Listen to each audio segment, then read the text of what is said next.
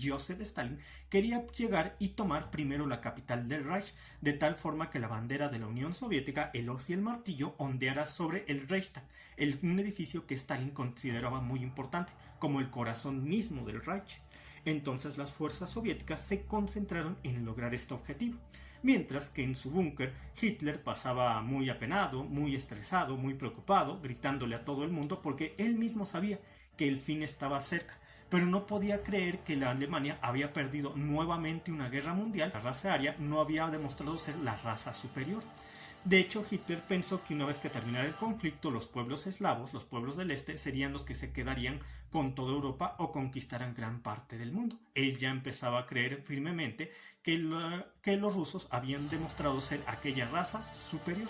Ya muy deprimido se encontraba Hitler y se encontraba desvariando, imaginándose planes totalmente ridículos. Por ejemplo, se le pidió al general Benck que avanzara con su ejército y destruyera los grupos de ejércitos del norte y del sur, lo cual obviamente era una barbaridad. Como ven que tenía una fuerza 10 veces inferior, iba a poder derrotar a una fuerza 10 veces superior y posteriormente iba a dar la vuelta e iba a enfrentar a otros ejércitos. Es decir, Hitler ya estaba desvariando. O tenía plena confianza,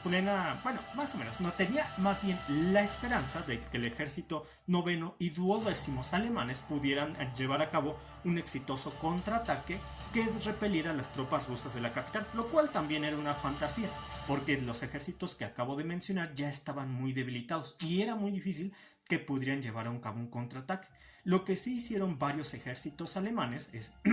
fue intentar salvar a la población civil al abrir un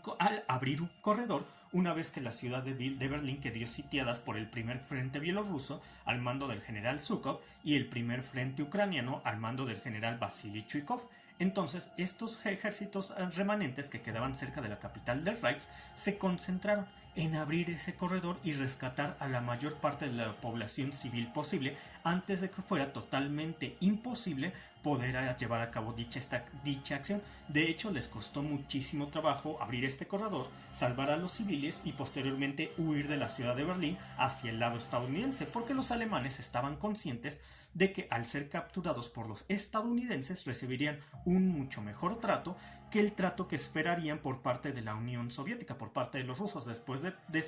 especialmente después de las masacres y vejaciones que los alemanes llevaron a cabo en tierras rusas una vez que inició la Operación Barbarossa en 1941. De tal manera que los alemanes, gracias a esto, preferían rendirse ante los aliados occidentales, los Estados Unidos de América y la Gran Bretaña. No hay que olvidar que precisamente los aliados occidentales, en especial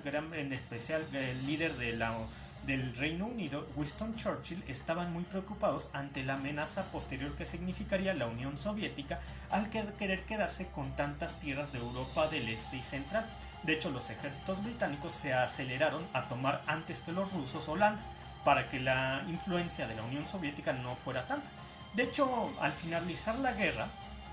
Winston Churchill declaró, una vez que ya se podía ver el inicio de la Guerra Fría, Winston Churchill declaró en una universidad estadounidense que sobre Europa había caído un telón de acero que va desde Stettin en el Báltico hasta Trieste en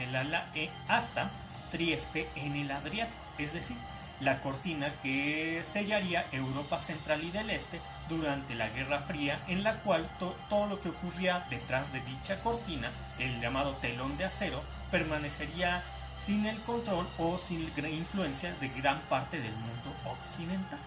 Entonces, de tal manera que las consecuencias políticas, una vez que Stalin se hizo con la capital del Reich, ya se podrían vislumbrar cómo todo esto iba a terminar provocando, entre otras razones, pero principal el dominio por querer quedarse por Europa Central Oriental iba a terminar creando la Guerra Fría. De tal manera que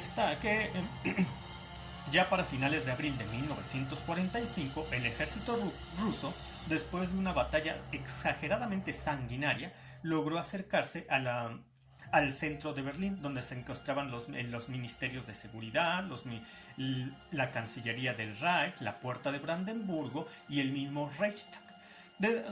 Una vez que el ejército ruso para el 1 de mayo, entre el 1 de mayo y el 2 de mayo de 1945, pudo hacerse con el control del Reichstag después de unas batallas encarnizadas en el interior del Reichstag, en los sótanos, en las azoteas, por fin los ejércitos rusos pudieron colocar la bandera de la Unión Soviética sobre el Reichstag, una bandera roja sobre el Reichstag, lo que simbólicamente daba fin a la resistencia de la capital del Reich, aunque oficialmente esta rendición no vino sino hasta el 9 de mayo de 1945, cuando finalmente el general Biden, encargado de la defensa de Berlín, reunió sus tropas ante las tropas de la Unión Soviética.